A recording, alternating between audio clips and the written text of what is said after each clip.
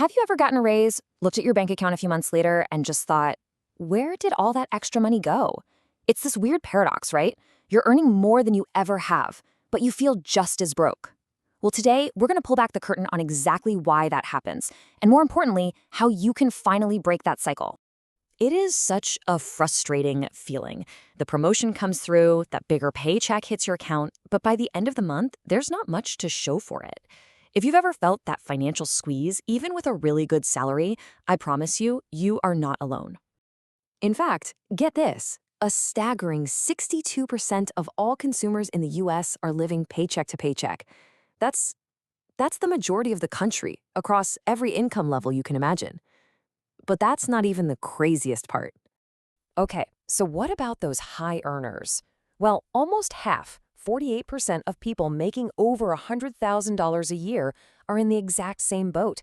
They're making fantastic money, but they're still just one unexpected bill away from serious financial trouble. And it doesn't stop there.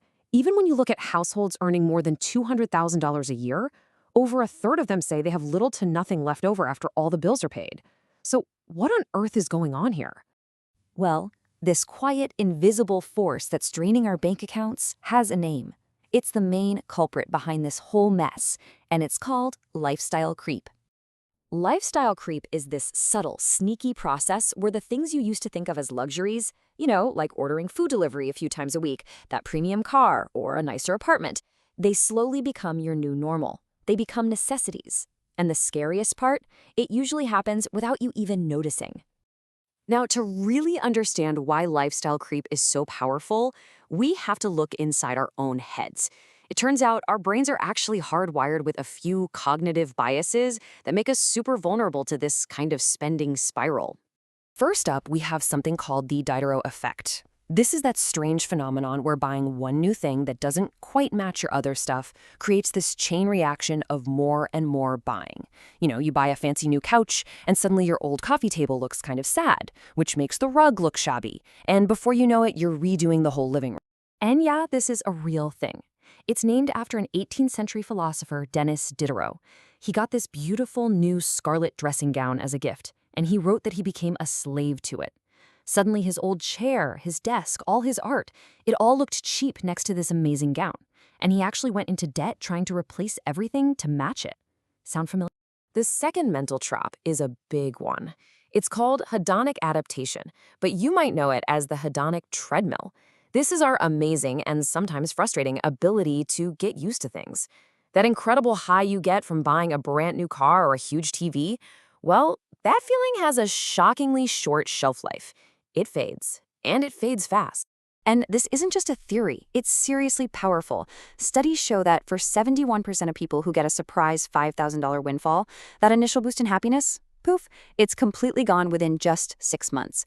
The upgrade just becomes the new baseline, and emotionally you're right back where you started, but now you have higher expenses. Okay, so our brains are kind of working against us. We get it. But what's the actual long-term financial damage of these little creeping expenses? Well, when you actually do the math, the results are pretty jaw-dropping. I mean, think about the real cost here. Let's say your lifestyle creeps up by just $1,000 a month after a nice raise. That might feel totally manageable. But if you had invested that money instead, over 30 years at just a modest 7% return, it would have grown to over $1.2 million. Let that sink in. That's the real cost. It's not the $1,000 a month. It's the $1 million future you're trading away. So where's all this money going? Well, a huge culprit is the convenience economy, especially our food budget. We tend to think groceries are our main food cost. But just look at this. Delivery services and restaurants now eat up almost a quarter of the modern food budget. That daily $30 food delivery order, that is lifestyle creep in action, staring you right in the face. But wait, not all spending is created equal. Research actually points to a much smarter way to upgrade your life. Instead of buying more things, which, as we know, are super vulnerable to that hedonic treadmill, think about buying back your time. Spending on services like a house cleaner or maybe a meal prep service gives you a recurring daily benefit of less stress, and that leads to way more lasting happiness than another material object. All right, that's the problem. It's a bit scary, but the good news is we can absolutely fight back. You can escape this cycle. So let's talk about the toolkit you need to take back control.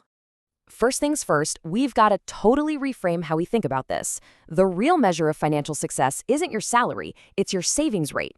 The goal isn't just about earning more money. It's about widening the gap between what you earn and what you spend. It's about keeping more of what you earn.